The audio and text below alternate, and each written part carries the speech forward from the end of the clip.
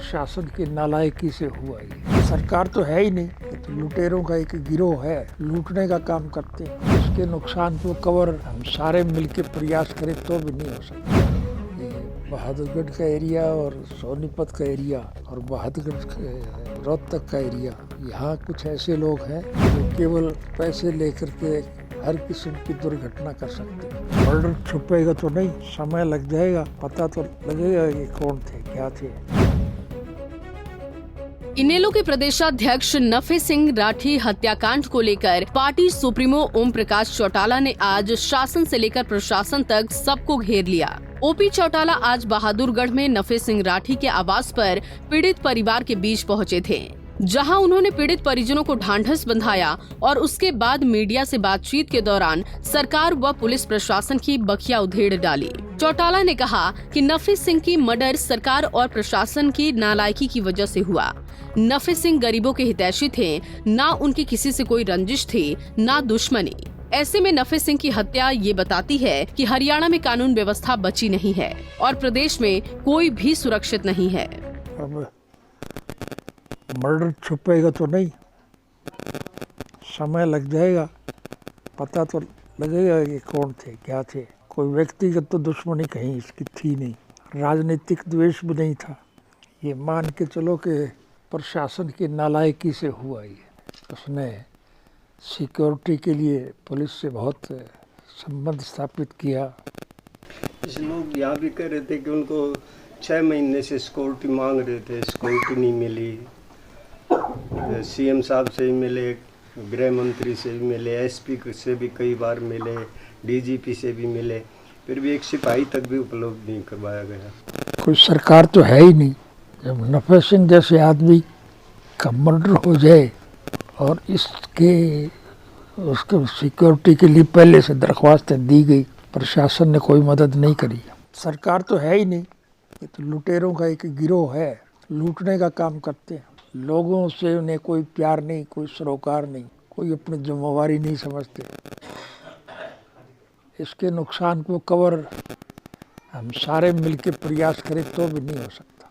जिस व्यक्ति की किसी के साथ कोई दुश्मनी नहीं, कोई वास्ता नहीं, गरीब आदमी की हमदर्दी करने वाला व्यक्ति था, ऐसे आदमी को भी सरकार की तरफ से मांगने के बावजूद सुरक्षा ना दी जाए, इससे ज़्यादा सरकार की नालायकी और क्या सबूत हो सकता है। सर एफआईआर में भी इतने सारे बीजेपी नेताओं के नाम, सरकार की शय तो नहीं है सर? एफआईआर में बीजेपी नेताओं के नाम शामिल है सर, बहुत सारे। अब पता नहीं एफआईआर में क्या कुछ हुआ है, मुझे तो पता नहीं। दुर्भाग्य ये था कि मैं तो नेपाल गया हुआ था, मुझे तो आपके टेलीविज़न से, ये रेडियो से पता लगा।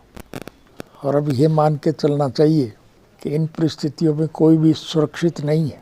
सरकारी मशीनरी के हाथों में किसी की सुरक्षा नहीं है, अपनी सुरक्षा स्वयं करनी पड़ेगी।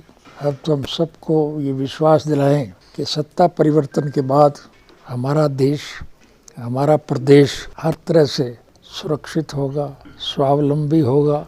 अगर अतीत में हमारी सरकार के वक्त में लोगों को जो सुविधाएं मिलती थी, भविष्य में इससे ज़्यादा सुरक्षित होगा। भविष्य में किसी भी व्यक्ति के साथ ऐसी दुर्घटना नहीं घटेगी, जिसको हर आदमी की हमदर्दी हासिल थी।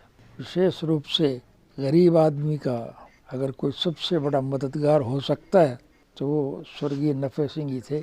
हम तो परमात्मा से दुआ करेंगे कि सभी लोग उसके साथ जो दुर्व्यवहार हुआ है वो और किसी के साथ ना हो, इसके लिए प्रयास करना चाहिए। किसी व्यक्ति के साथ इस प्रकार का व्यवहार हो जाए तो फिर बाकियों को क्या उम्मीद है, कैसे जीवित रह सकता है। इसका मतलब है आज की परिस्थिति में कोई भी व्यक्ति सुरक्षित नहीं है। किसी के साथ कोई द्वेष नहीं था, हर गरीब की मदद करने में सबसे ज़्यादा अग्रणी व्यक्तित्व का मालिक था। आज वो हमारे सबके बीच में नहीं है, इसका हमें बहुत ही अफसोस है। केवल परिवार के लोगों को ही नहीं, समूचे देश के हर नागरिक को इस बात का बहुत अफसोस है। आज नफे सिंह तो हमारे बीच में नहीं है, लेकिन उनके देहांत का हम सब लोगों को बहुत अफसोस है।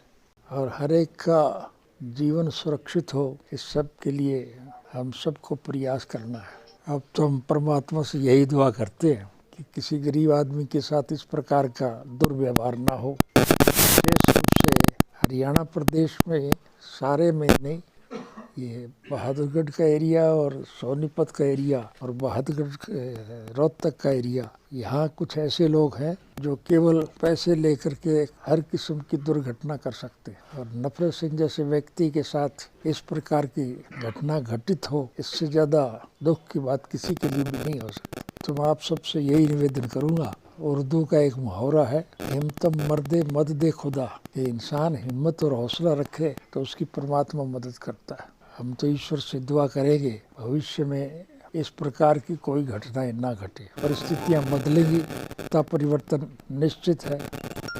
नई सरकार जब आएगी तो इन सारी बेकायदियों के खिलाफ सख्त कदम उठाए जाएंगे। भविष्य में हर नागरिक सुरक्षित हो, इस प्रकार के गुंडा अनसर को सबक सिखाया जाए। इसके लिए सत्ता परिवर्तन के बाद नफरत सिंह जैसे व्यक्ति की ऐसी घटना घट जाए, इससे ज्यादा अफसोसनाक कोई बात नहीं हो सकती। ओपी चौटाला ने कहा कि बहादुरगढ़, सोनीपत और रोहतक में कुछ ऐसे अपराधी हैं जो पैसे लेकर हर तरह की घटनाओं को अंजाम देते हैं। नफे सिंह की हत्या में भी सुपारी किलिंग का एंगल सामने आ रहा है, लेकिन 3 दिन गुजर जाने के बाद भी पुलिस प्रशासन के हाथ खाली के खाली हैं, जो साबित करता है कि आज अपराधियों के सामने कानून बेबस हो चुका है। बता दें कि इस मौके पर ओपी चौटाला ने कहा कि मौजूदा हरियाणा की सरकार लुटेरों का गिरोह है, जिसे जनता से कोई प्यार नहीं, और यही वजह है कि हरियाणा भर में अपराधी नंगा नाच कर रहे हैं और प्रशासन उनके सामने बौना नजर आ रहा है। बहादुरगढ़ से प्रवीण धनखड़, पंजाब केसरी टीवी। हमसे जुड़े रहने के लिए हमारे YouTube चैनल को सब्सक्राइब करें और नई वीडियो की नोटिफिकेशन के लिए बेल आइकॉन को दबाएं। अगर आप ये वीडियो Facebook पर देख रहे हैं तो लाइक जरूर करें और ज्यादा से ज्यादा शेयर करें। धन्यवाद।